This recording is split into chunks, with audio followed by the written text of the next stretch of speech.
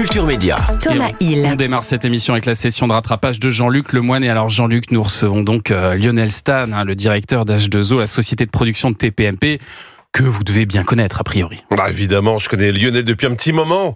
Lionel qui vient nous parler des nouvelles façons de regarder Touche pas à mon poste. Je sais pas pourquoi, parce que quand Cyril l'a expliqué, c'était assez clair.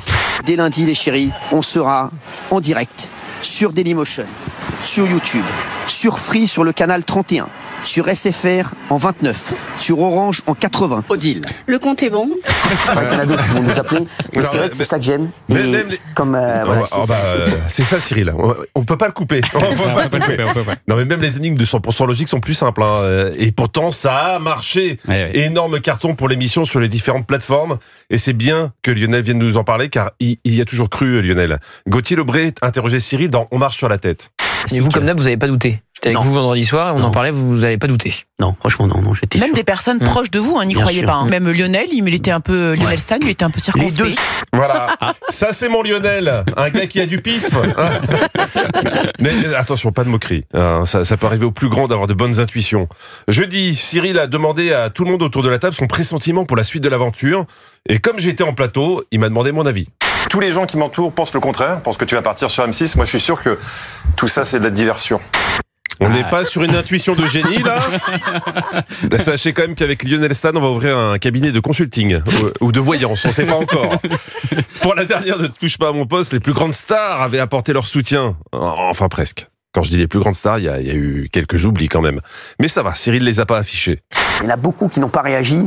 Je pense à beaucoup de gens. Hein. J'en veux, je le dis franchement, même si c'est mon pote Franck Gastambide, et j'en ai très peu vu mettre des tweets, mettre des Insta, même je vous dis la vérité, même Kamel. Ouais. Et encore, il est gentil, hein, il n'a pas cité tout le monde.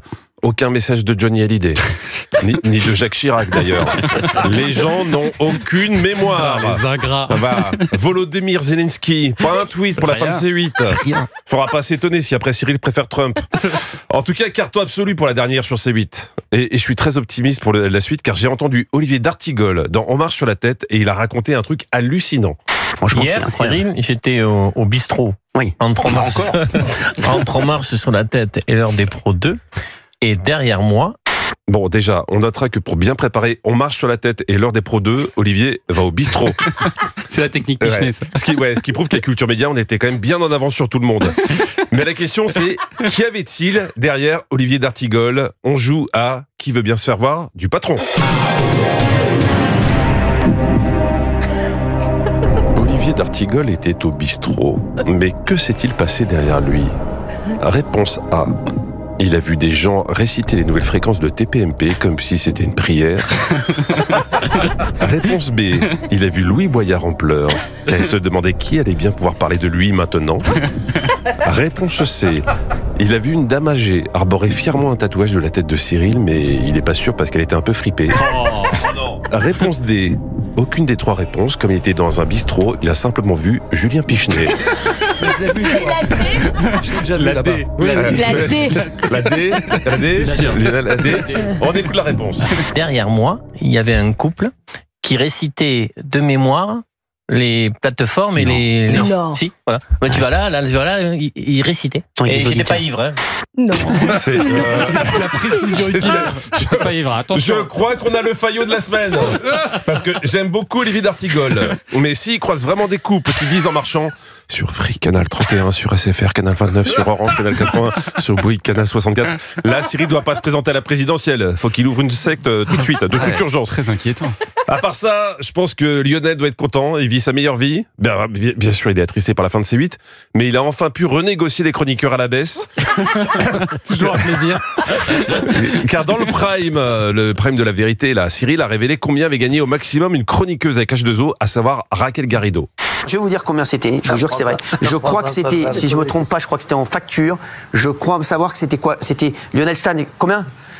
2000 € par émission. Mais non! 2005, vous dites. Le mais non collectif est magique. Tu sais pas si les chroniqueurs sont abasourdis ou s'ils se disent qu'ils auraient dû mieux négocier pour eux. Hein. En tout cas, vous avez entendu. Quand on parle chiffres, on cite Lionel Stan. Ouais. Et pour équilibrer ces révélations, lundi, Jordan Deluxe a révélé le salaire de Cyril. Alors après, vous avez un revenu de président, parce que j'ai regardé. Oui. Et si on divise tout, au final, vous gagnez un petit peu moins qu'elle quand même. Mais peut-être que c'est des chiffres qu'on m'a un peu sabotés. En fait, c'est Lionel qui m'a donné ces chiffres-là. Honnêtement, Lionel, si vous avez réussi à faire passer l'info que Cyril gagnait moins que Raquel Garrido, vous êtes un génie. Hein, Chapeau. même Cyril était choqué. Bon, maintenant que c'est plus sur la TNT, plus de problème. D'après Jordan, tout le monde est payé pareil. On est tous au même tarif. Donc, Combien vous avez été payé ? J'étais payé 330 €. D'accord. Donc, voilà. Parce que l'économie change. Bien sûr. Forcément. Et ce n'est pas une blague, c'est vraiment Cyril qui nous paye avec son argent. Est-ce qu'on ne devrait pas faire ça dans toutes les émissions ? Alors, je sais que vous n'avez pas la même surface financière, Thomas. Ça va être compliqué, là. Ça va être compliqué. Mais franchement, à la fin de ma rubrique, si vous pouvez me donner un petit billet et me faire un petit bisou, j'en serais bien content. Merci d'avance. On va partir sur un coup de love. Merci Jean-Luc.